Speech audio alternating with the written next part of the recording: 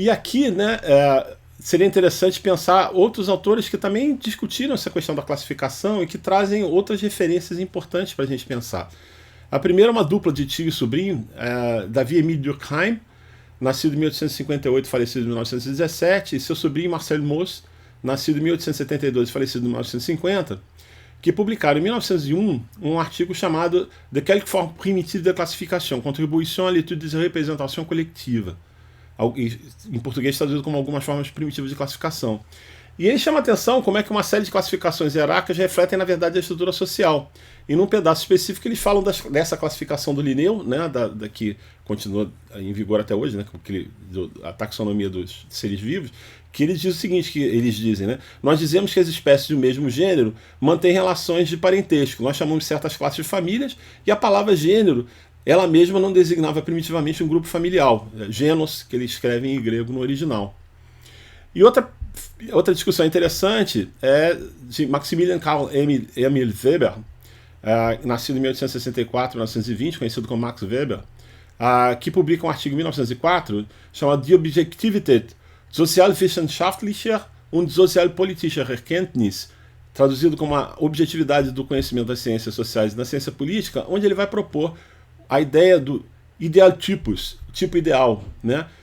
Que ele diz que é uma Gedankenbild, uma imagem mental, que tem uma natureza ficcional utópica, é uma utopia metodológica que não pode ser encontrada em nenhum lugar da realidade, é uma abstração, né? Quer dizer, ela seria uma característica de um tipo, mas que não se encontra na realidade, mas ao mesmo tempo guarda características essenciais de várias ocorrências daquela classe que eu estou chamando de tipo, né?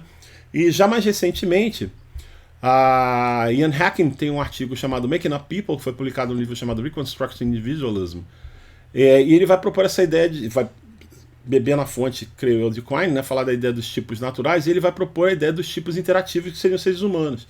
E ele fala isso com relação à interação de sistemas classificatórios, particularmente com relação a transtornos mentais, e as pessoas que são classificadas.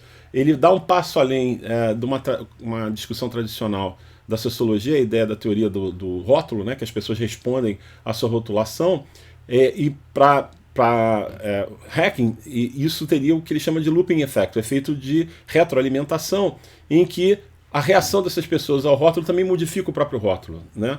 Então, para ele, os transtornos mentais, por se aplicarem, por serem tentativas de classificação de pessoas, teriam esse efeito de looping, né? E aí,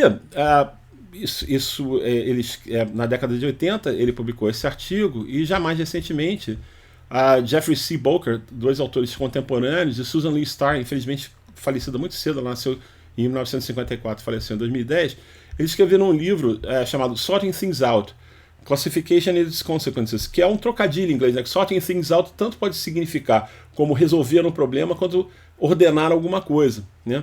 Aí nesse livro eles discutem como que sistemas classificatórios ordenam a própria sociedade, num certo sentido quase que o inverso do Durkheim, né?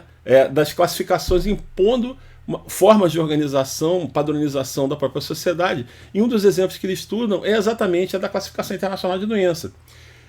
E ele chama a atenção como é que esses sistemas classificatórios pressupõem toda uma infraestrutura de manutenção e organização e de revisão para que esses sistemas continuem funcionando, né?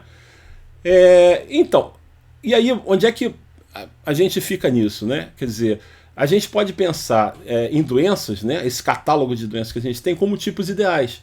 A própria medicina, num certo sentido, reconhece isso quando discute a diferença entre o chamado caso de livro e o caso real, né? A descrição de uma doença que você vai encontrar no manual de clínica médica nunca vai conter, nenhum paciente vai ter exatamente todas aquelas características. Ele procura apresentar o conjunto mais frequente que vai não necessariamente se apresentar daquela forma em todo e qualquer paciente, né?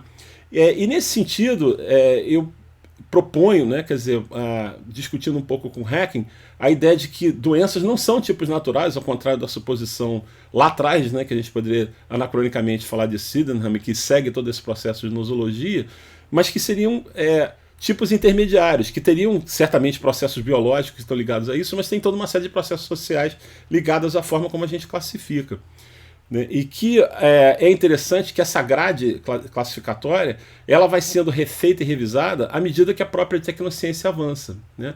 Então, coisas que eram consideradas doenças diferentes podem ser agrupadas, doenças que pareciam ser uma mesma aspas coisa podem ser separadas, muito parecido com o que acontece com a própria taxonomia dos seres vivos, que começa organizando a partir de semelhanças visíveis, né, do tipo percebido pelos nossos sentidos visuais, principalmente, né? E que à medida que você vai adquirindo uma série de outros conhecimentos sobre anatomia, fisiologia e particularmente com relação à genética e o estudo do DNA, a possibilidade de sequenciar genomas inteiros de organismos, começa a se rever determinados agrupamentos e refazer a própria árvore taxonômica classificatória. E o mesmo acontece com relação às doenças. E do ponto de vista do diagnóstico, né, a gente observa que é uma dialética entre essa grade e o caso individual. E que aqui, em particular, é o momento que médicos clínicos vão estar utilizando aquilo que o Disbold, que eu abordei num outro vídeo, chama de método indiciário, né? É muito interessante essa questão que há várias técnicas, num certo sentido, várias estratégias são utilizadas do ponto de vista diagnóstico. Essa do reconhecimento de padrões para reconstruir, né, a partir de indícios, o que seria esse caso, ela vai ser descrita de forma bastante peculiar por Sackett e colaboradores no livro chamado Clinical Epidemiology, a Basic Science for Clinical Medicine, que ele chama de reconhecendo a tiamine, que ele diz essa coisa assim, você vê um vulto no nevoeiro longe, você diz a tiamine. Se alguém perguntar para você como é que você chegou a essa conclusão, eles dizem, você poderia dizer, não, aqui ela sempre faz esse trajeto nessa hora, eu sei que ela tem um chapéu igual aquele, mas na verdade o que operou ali foi o reconhecimento de um padrão, de uma gestalt, de uma vez só, e não um processo analítico. Embora, à medida que você vai tendo dificuldade, por exemplo, no diagnóstico, outras formas de pensar vão sendo recrutadas, e pode-se passar, por exemplo, a raciocinar em termos fisiopatológicos, né, ou tentar encontrar determinadas lesões, aquelas vários eixos de doença que eu apresentei num outro vídeo, vão ser recrutados para se chegar a esse diagnóstico, né? E para encerrar,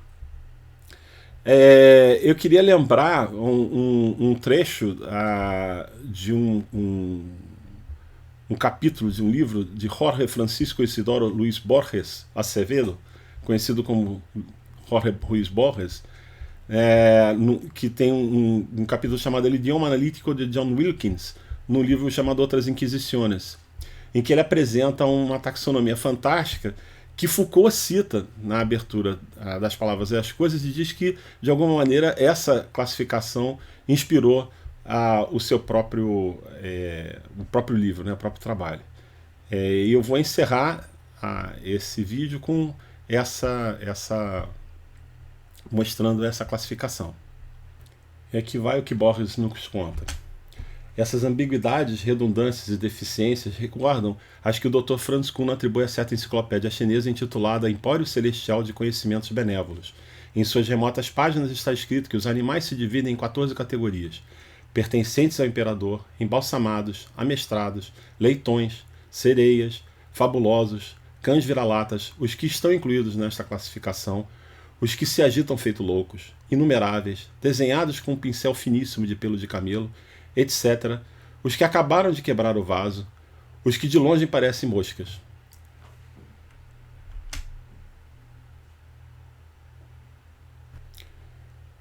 E é isso. Eu agradeço a você que assistiu esse vídeo até aqui. Mais uma vez peço que você clique no like, no gostei. Se estiver interessado, que assine no canal, que me ajude a divulgar esse trabalho.